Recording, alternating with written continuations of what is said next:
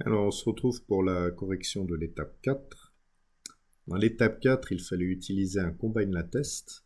Combine latest, c'est une fonction qui va vous permettre de combiner, comme son nom l'indique, les dernières valeurs émises, enfin les valeurs courantes qui ont été émises par des observables que vous allez passer en paramètres de combine latest. Combine latest prend un nombre indéterminé d'observables.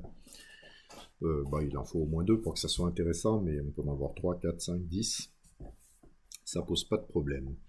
Alors que fait combine latest? Vous voyez qu'il va produire un observable de sortie. Cet observable de sortie va combiner dans des tuples.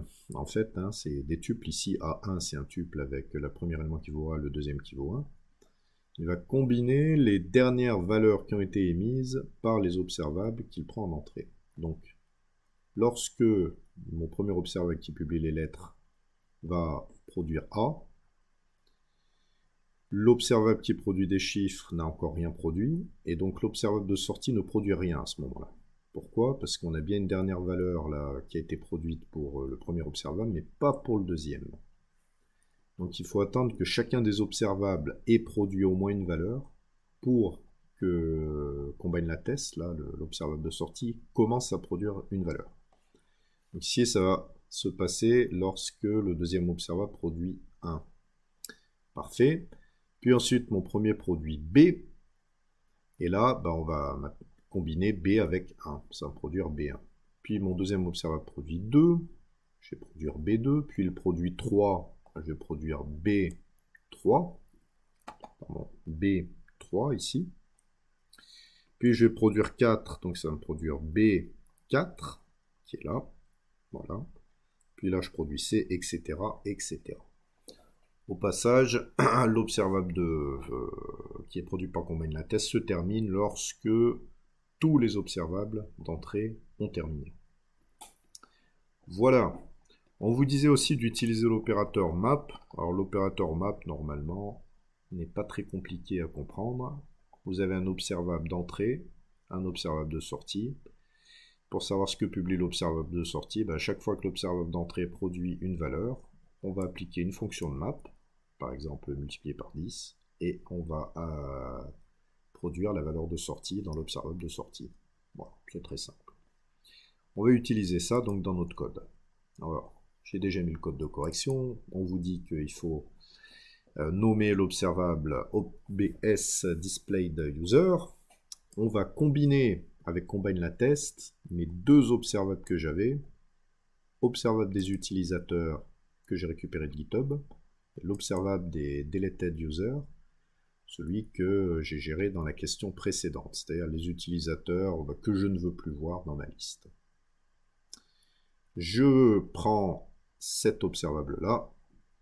Là, ce que ça me dit, c'est que le type de retour de ça, c'est un observable qui me produit des tuples. Donc je le passe dans un pipe, je vais le dériver. Je vais appliquer au départ un map. Donc mon map, ça va me transformer ce que me produit mes observables, c'est-à-dire un tableau de GitHub User, la liste des utilisateurs, un tableau de GitHub User, la liste des deleted users, ceux que je ne veux plus voir, et je vais produire comme ça la liste des utilisateurs que j'ai réussi à récupérer, filtrée, pour qu'elle ne contienne plus les utilisateurs que je ne veux plus voir. Donc mon filtre, ma fonction de filtre, elle va dire, pour chaque utilisateur U de ma liste LU, je le garde si et seulement si il n'est pas présent dans la liste LD, tout simplement. C'est ce que ça me fait. Donc ce map-là, il me renvoie une liste d'utilisateurs. Puis, je refais un map derrière, où je prends ma liste d'utilisateurs de GitHub User, et je recopie seulement les 5 premiers éléments, les éléments de 0 à 5 ont compris, donc les 5 premiers éléments. Ça me produit donc mes 5 utilisateurs, c'est ce qu'on me demandait, je voudrais afficher 5 utilisateurs de Observable User. On peut faire un test, regardez ce que ça donne. Donc je m'abonne, pareil, à Observable Display User.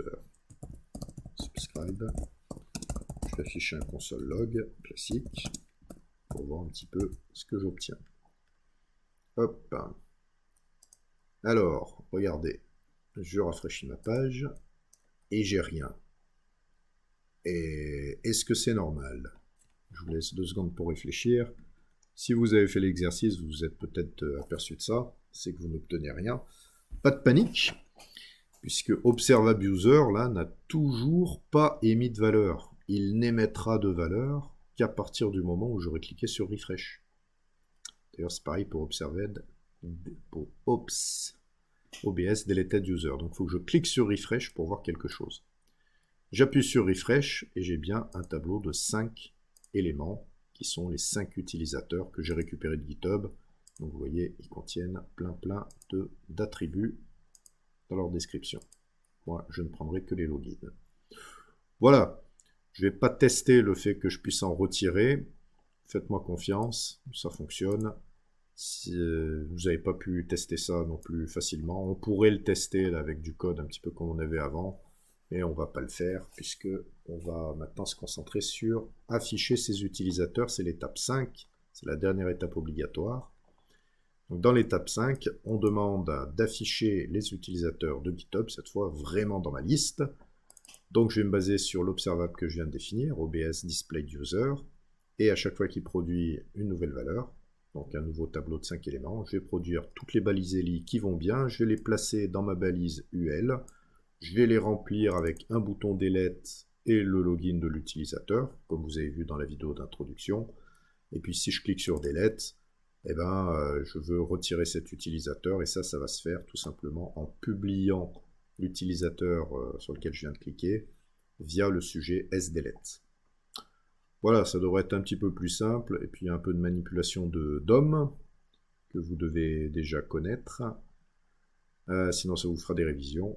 On se retrouve dans la prochaine vidéo pour la correction.